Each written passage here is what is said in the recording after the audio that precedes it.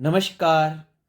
आज हम बात करेंगे कुंडलिनी शक्ति की, द सरपेंट पावर की, और जानने की कोशिश करेंगे कि कुंडलिनी जागरण के बाद हमारे साथ क्या-क्या होता है और कैसे इस शक्ति को जागृत किया जा सकता है, और इस शक्ति के जागरण से क्या हमें कोई साइड इफ़ेक्ट्स यानी कोई नुकसान भी हो सकते हैं या इससे हमें कोई खतरा भी हो सकता है, और अगर कोई खतरा हो सकता है तो हमें कैसे इससे बचाव करना चाहिए।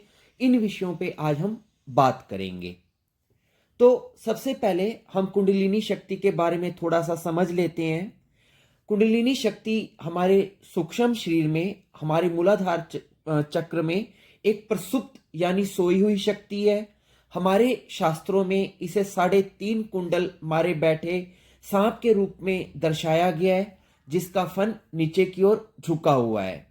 और जब यह शक्ति जागृत होती है तो ठीक इस प्रकार से होती है जैसे किसी सोए हुए सांप को यदि लाठी मारकर जगा दिया जाए तो जिस प्रकार सांप फुंकार मारकर उठ खड़ा होता है, ठीक इसी प्रकार हमारी कुंडलिनी शक्ति भी सांप की ही भांति जब योग ध्यान आदि क्रियाओं के द्वारा जागृत होती है तो सीधे जागृत होकर सुषुम्ना नाड़ी में प्रवेश करके मूलाधार चक्र से शुरू होकर ऊपर मस्तिष्क में स्थित सहस्त्रधार चक्र तक यानी 7वें चक्र तक पहुंच जाती है, जहां इस शक्ति का मिलन शिव से होता है और इसकी यात्रा पूरी हो जाती है। और जब व्यक्ति की कुंडलिनी शक्ति पूर्ण रूप से जागृत हो जाती है तो उसे आत्म साक्षात्कार हो जाता है, उसकी समाधि घटित हो जाती है और व्यक्ति ज्ञान को प्राप्त हो जाता है और पूर्ण हो जाता है। इसके अलावा कुंडलिनी जागरण की साधना एक लंबी और आध्यात्मिक यात्रा है, और इस यात्रा के दौरान साधक को बहुत से आध्यात्मिक अनुभव भी होते हैं, जैसे कि आउट ऑफ बॉडी एक्सपीरियंस, पूर्व जन्म की घटनाएं याद आना, एस्ट्रल ट्रैवल करना, एंजल्स या स्पिरिट से कनेक्ट होना, अदृश्य आत्माओं से संपर्क हो जाना, विचित्र स्वप्न या दृश्य दिखना, अथवा विभिन्न प्रकार की सिद्धियां या शक्तियों का प्रकट होना। इस प्रकार के बहुत से जो अनुभव हैं वो तभी होते हैं जब आपकी कुंडलिनी शक्ति जागृत होना शुरू होती है। अब जो कुंडलिनी शक्ति का जो जागरण है होने को, तो यह जागरण साधक के जीवन का एक सुखदायी आध्यात्मिक और महत्वपूर्ण अनुभव होता है। लेकिन यदि साधक समझदार ना हो, परिपक्व ना हो, और यदि वह अधीरतावश जल्दबाजी में आधे अधूरे ज्ञान के साथ बिना किसी योग्य व्यक्ति या गुरु के निर्देशन के और बिना किसी खास तैयारी के अचानक से शॉर्टकट के चक्कर में यदि वह अपनी कुंडलिनी शक्ति को जागृत करने की कोशिश करता है तो ऐसा साधक संकट में भी पड़ सकता है, उसको परेशानियां भी उठानी पड़ सकती हैं। और कुंडलिनी जागरण की साधना के दौरान आपको कुछ शारीरिक, मानसिक, भावनात्मक साइड इफेक्ट्स भी आ सकते हैं। खैर, ऐसा क्यों होता है कि आपको ये साइड इफेक्ट्स आते हैं, इसके लिए पहले आपको कुंडलिनी जागरण के पहले इसके विज्ञान को समझना जरूरी है। होता क्या है, जब कुंडलिनी शक्ति जागृत होती है तो हमारी प्राण ऊर्जा नीचे और अपान ऊर्जा ऊपर की ओर उठने लगती है, और फिर ये दोनों ऊर्जाएं हमारे नाभि क्षेत्र में आपस में टकराती हैं, जिसके परिणाम स्वरूप पूरे शरीर में तेज गर्मी उत्पन्न होने लग जाती है। और जब यह गर्मी उत्पन्न होती है तो इससे नाड़ियां, हमारी जो सूक्ष्म नाड़ियां हैं, ईड़ा पिंगला सुषुम्ना वगैरह, वो नाड़ियां शुद्ध होने लगती हैं। फिर क्योंकि उन्हीं नाड़ियों से कुंडलिनी शक्ति को ऊपर की ओर ऊर्ध्वगमन करना होता है, इसलिए उनको शुद्ध करना भी जरूरी होता है। लेकिन अगर किसी कारण से नाड़ियों को शुद्ध करने के लिए जो गर्मी आपके शरीर में पैदा होती है, वो गर्मी यदि जरूरत से ज्यादा बढ़ जाए तो कुछ शारीरिक साइड इफेक्ट्स हो सकते हैं, जैसे कि आपको अत्यधिक पसीना आ सकता है, आप व्यग्र हो सकते हैं, आपका जी घबरा सकता है, आपको अक्सर बुखार चढ़ने लग सकता है, आपको लूज मोशन लग सकते हैं, और शरीर के निचले अंगों में कमजोरी आ सकती है, पाचन संबंधी समस्याएं हो सकती हैं। तो इस प्रकार के कुछ साइड इफेक्ट्स आपको आ सकते हैं। हालांकि ये एक नेचुरल क्लींजिंग प्रोसेस के कॉमन साइंस होते हैं जो कुंडलिनी शक्ति जानबूझ के करती है, ताकि आपकी बॉडी को डिटॉक्स किया जा सके, प्योरीफाई किया जा सके। और इसके अलावा यदि कुंडलिनी शक्ति बिना नर्वस सिस्टम को मजबूत किए जाग जाए तो कुछ मानसिक समस्याएं भी हो सकती हैं। जैसे कुछ साधकों को शक्ति के जागरण से आनंद आना शुरू हो जाता है, उनको ब्लिस की फीलिंग आनी शुरू हो जाती है, लेकिन वे इस आनंद के एडिक्टेड हो जाते हैं, उनको एक लत लग जाती है। और जब उनको यह आनंद उनको 24 घंटे उनके हृदय में रहने लग जाता है, तो वो जीवन की सच्चाइयों से दूर भागने लग जाते हैं। मतलब उन्हें बस मीठा मीठा ही चाहिए, फिर कड़वे कड़वे के वो नजदीक नहीं जाते हैं। और फिर इसी ब्लिस की फीलिंग को, इसी आनंद को वो एनीस्थीसिया की तरह यूज करते हैं और अपनी संसारिक जीवन के जो उनके दायित्व हैं उनसे वो आंखें मूंद लेते हैं। तो एक तरफा हो जाते हैं, इम्बैलेंस हो जाते हैं। तो इस प्रकार व्यक्ति असंतुलित होकर अपने आप को फैंटेसी में, सपनों की दुनिया में, ट्रांस में और डिवाइन विजन्स में और कल्पनाओं की दुनिया में अपने आप को खोने देता है और वो समाज की मुख्य धारा से कटने लगता है और बहुत बार तो दिशाहीन होकर, डायरेक्शनलेस होकर और कंफ्यूज होकर दिन में ही स्वप्न देखते हुए और हर समय हवाई किले बनाने में ही ऐसा व्यक्ति लगा रहता है। तो ऐसे में व्यक्ति मति भ्रम का शिकार होकर सपनों को ही सच मानकर अपने को सेटिस्फाइड करता रहता है और अपनी मानसिक कल्पनाओं को आध्यात्मिक अनुभव समझने की गलती करता रहता है। अध्यात्म में ऐसी स्थिति को, जो मैंने अभी आपको बताई है, ऐसी स्थिति को व्यक्ति के माया का शिकार हो जाना कहते हैं। और ऐसा व्यक्ति या साधक अचानक से हंसने लगेगा, रोने लगेगा या चिल्लाने लगेगा और उसे अक्सर मोमेंट्री ट्रांस या पार्शियली एक्सटेसी यानी क्षणिक आनंद के झोंके आएंगे और वो इन्हीं सब चीजों को आध्यात्मिक विकास यानी स्पिरिचुअल प्रोग्रेस समझता रहेगा।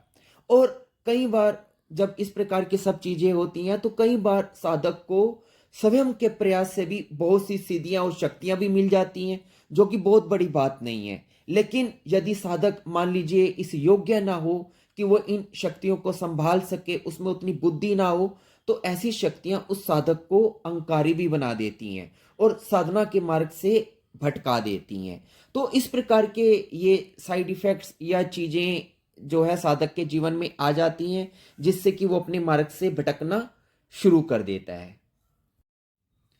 खैर, इन सब बातों के अलावा जो एक मुख्य साइड इफेक्ट कुंडलिनी शक्ति का साधक को झेलना पड़ता है वह है उसकी काम वासना का, उसकी सेक्स एनर्जी का अत्यधिक बढ़ जाना। एक्चुअली में क्या होता है कि कुंडलिनी जागरण के शुरुआती दिनों में साधक की जो सेक्स ड्राइव है वो टेम्परेरी तौर पर अत्यधिक तीव्र हो जाती है। क्यों हो जाती है? क्योंकि हमारी कुंडलिनी शक्ति मूलाधार चक्र पर निवास करती है और जब मूलाधार चक्र सक्रिय होने लगता है तो चूंकि हमारा यह चक्र आदिम है, इस चक्र में व्यक्ति की एनिमल्स क्वालिटीज संग्रहित रहती हैं और मूलाधार चक्र ही हमारे अनकॉन्शियस माइंड को भी कंट्रोल करता है। तो जब मूलाधार चक्र जागृत होने लगता है तो हमारे अवचेतन मन का जो मटेरियल है वो चेतन मन में आने लगता है, अर्थात हमारे इस जन्म की और पूर्व जन्मों की जो दमित काम भावनाएं हैं जो अवचेतन में पड़ी रहती हैं वो तैर कर चेतन मन में आ जाती हैं। तो ऐसे में साधक की काम वासना कई गुना बढ़ जाती है और वह परेशान भी हो उठता है कि मेरे साथ ऐसा क्यों हो रहा है, मैं तो ध्यान के मार्ग पर, साधना के मार्ग पर चल रहा हूं और मेरे साथ ये संसारिक गुण क्यों ऊपर उठ रहे हैं, जबकि मैं इस तरफ अपना ध्यान भी नहीं दे रहा था। एक्चुअली में जब कुंडलिनी शक्ति जागृत होती है तो वह हमारे मन के भीतरी तहों में जो जमा विषय वासनाएं होती हैं उनको बाहर निकालकर उनकी सफाई करती है ताकि तन और मन को शुद्ध किया जा सके, पवित्र किया जा सके। और जो ये काम वासना बढ़ती है ये केवल टेम्परेरी तौर पर होती है और आखिर बार इसलिए बढ़ती है क्योंकि अगर किसी चीज को समाप्त होना है तो समाप्त होने से पहले वह चीज एक बार पूरी तरह से बढ़ती है। उदाहरण के लिए आपने देखा होगा जो दीपक होता है उसमें अगर तेल की सिर्फ एक बूंद बची हो और आखिरी बूंद बची हो तो जो ज्योति होती है दीपक की वो अब बुझने वाली है, लेकिन बुझने से पहले जब उसका लास्ट का 1-2 सेकंड होता है वो भभक कर जलती है, यानी कि एक मिनट के लिए पूरा उजाला हो जाता है, लेकिन फिर उससे अगले ही क्षण अंधकार हो जाता है, वो ज्योति बुझ जाती है। ठीक ऐसे ही हमारे शरीर में भी जब कुंडलिनी शक्ति जागृत होती है तो काम वासना शांत होने लगती है, लेकिन शांत होने से पहले वो अंतिम बार एक बार पूरी तरह से भभक कर जागती है। तो जब हमारी कुंडलिनी शक्ति के जागरण से जब हमारी काम वासना अंतिम बार जब भभक कर जागती है, तब ये स्थिति बनती है। अब ऐसी स्थिति के दौरान यदि उन दिनों में जिन दिनों में ये काम वासना व्यक्ति में बढ़ती है, यदि व्यक्ति सावधान ना रह पाया तो वो भटक भी सकता है और भ्रष्ट भी हो सकता है। और यही वह नाजुक समय होता है जब बहुत पहुंचे हुए साधक भी, बड़े बड़े से इवन पहुंचे हुए साधक भी अपना पतन कर लेते हैं और ऊंचाइयों से नीचे गिर जाते हैं। तो ऐसे नाजुक समय में साधक को अक्सर कामुक स्वप्न आने लगते हैं, उसका अनैच्छिक वीर्यपात होने लगता है और अक्सर उसे ऑटोमेटिक इंड्यूस्ड ऑर्गेज्म होने लगता है। मतलब उसके जो सेक्सुअल बॉडी पार्ट्स हैं वो बिना उसकी इच्छा के, बिना उसकी भावना के ही एक्साइटेड होने लगते हैं। उसके गुप्तांगों में वाइब्रेशन होने लगती है, स्पंदन होने लगते हैं।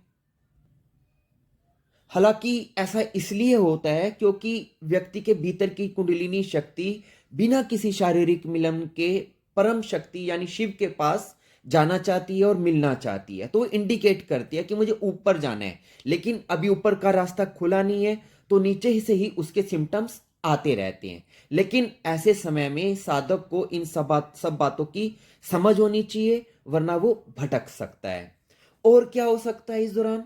आपको मालूम है, जैसे ही कुंडलिनी शक्ति सक्रिय होने लगती है तो उसके साथ साथ हमारा सूक्ष्म शरीर यानी हमारी एस्ट्रल बॉडी भी सक्रिय हो जाती है, जिससे हम बहुत सेंसिटिव यानी संवेदनशील स्थिति में पहुंच जाते हैं। तो ऐसे में हमारा सूक्ष्म जगत से यानी अदृश्य दुनिया से, जिसमें कि बहुत प्रकार की आत्माएं भी रहती हैं, उनसे संपर्क होना शुरू हो जाता है। और कुछ ऐसी आत्माएं जिन्हें अपनी वासनाओं की संतुष्टि करनी होती है, वे जान लेती हैं कि आपकी काम ऊर्जा विशेष स्तर पर उठी हुई है। तो ऐसे में वे आपके पास आकर आपकी सोई हुई अवस्था में ही आपसे संभोग कर सकती हैं। ऐसा करके ये आत्माएं अपनी सेक्सुअल अर्जिश तो शांत करती ही हैं, साथ ही साथ आपकी साधना द्वारा अर्जित आपकी कुंडलिनी ऊर्जा को भी ये सक कर लेती हैं। और इसके अलावा यह भी हो सकता है कोई कोई आत्मा आदि तो आपको यूज ना करे, पर आप ही अपनी वासना के वशीभूत होकर किसी को मिसयूज कर लें।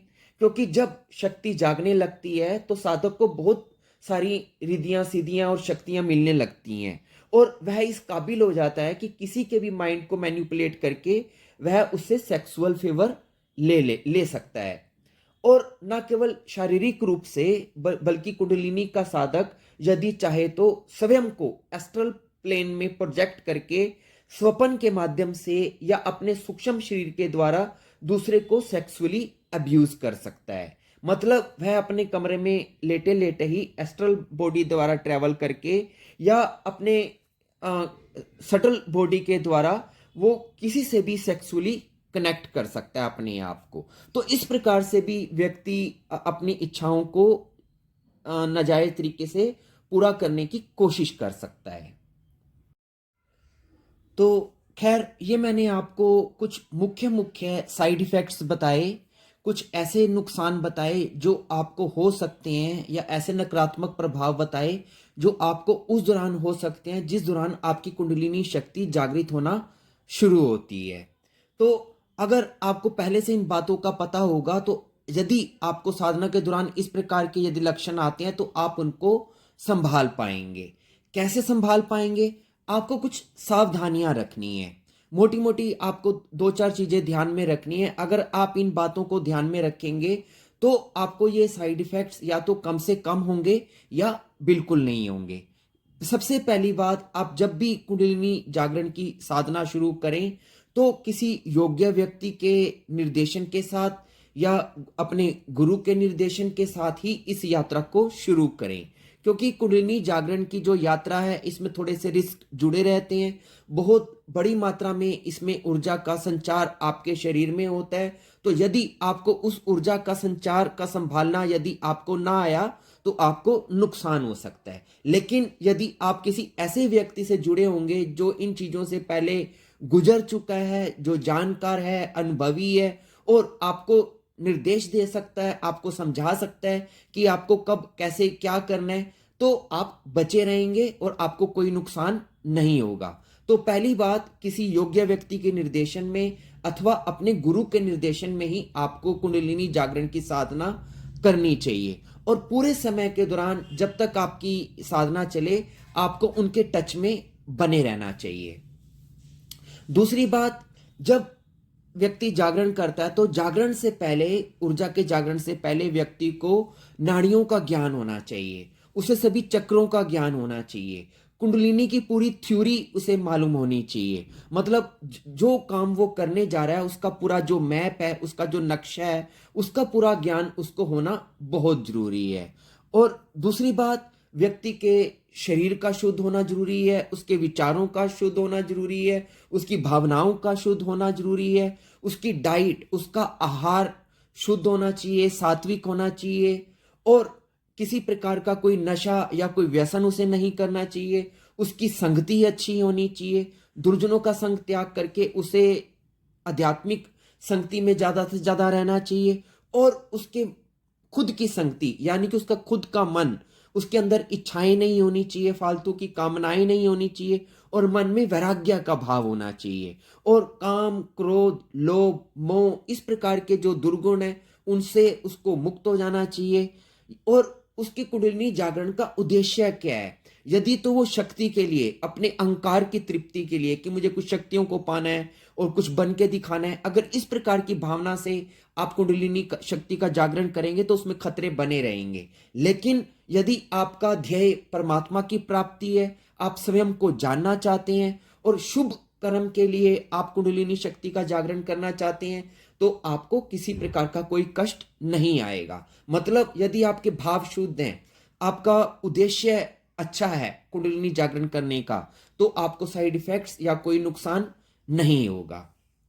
और अंत में एक बात जो मैं मुख्य रूप से कहना चाहता हूं कि शुरू में जब कुंडलिनी का जागरण होता है तो हमारे स्थूल शरीर को भी प्रभावित करता है। तो आपके स्थूल शरीर के शुद्धिकरण का होना भी बहुत जरूरी है, क्योंकि यदि हमारी नाड़ियां, इड़ा, पिंगला, सुषुम्ना, खासकर जो 3 नाड़ियां हैं, इनमें यदि किसी प्रकार का व्यवधान होगा, कोई ब्लॉक्स होगा, तो हमारी एनर्जी इन नाड़ियों में प्रवेश नहीं कर पाएगी। और कुंडलिनी शक्ति जब जागृत होती है तो सुषुम्ना नाड़ी से ही वो एंटर करके सभी चक्रों को भेदती हुई ऊपर तक जाती है। तो सुषुम्ना नाड़ी की शुद्धि के लिए आपको क्या करना है? आपको योग की कुछ क्रियाओं का अभ्यास करना चाहिए, आपको अपने शरीर का पंचकर्मा करवाना चाहिए, योग की 6 क्रियाओं का अभ्यास करना चाहिए, और योगासन, प्राणायाम, मुद्राएं, आसन, इन सब के द्वारा आपको अपने शरीर को शुद्ध करना चाहिए। खासकर कुंडलिनी जागरण से पहले आपको नाड़ी शोधन प्राणायाम यानी अनुलोम विलोम प्राणायाम का लंबा अभ्यास तो जरूर ही करना चाहिए, क्योंकि प्राणायाम ही एक ऐसी क्रिया है जो आपकी पूरी नस नाड़ियों को शुद्ध करती है, जिससे कि आपकी कुंडलिनी जागरण का जो मार्ग है वो खुल जाता है और आप बिना किसी नुकसान के अपनी कुंडलिनी शक्ति को जागृत कर सकते हैं। तो इसी के साथ मेरी बात कंप्लीट हुई। फिर भी अगर आपको कोई मन में संशय आए, कोई प्रश्न आए, आप निसंदेह कमेंट के माध्यम से अपना बात पूछ सकते हैं। मैं समय मिलने पर आपको उत्तर अवश्य दूंगा। धन्यवाद।